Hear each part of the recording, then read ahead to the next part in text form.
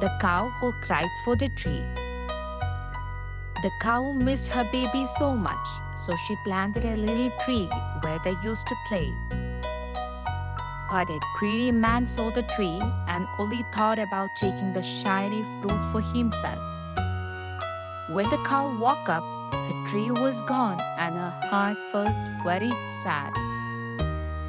You are selfish now. You will stay here and become part of the forest forever. But soon, a new tree began to grow, and kindness actually returned to the land. The moral of the story: when your heart what nurtures you, life stop nurturing you.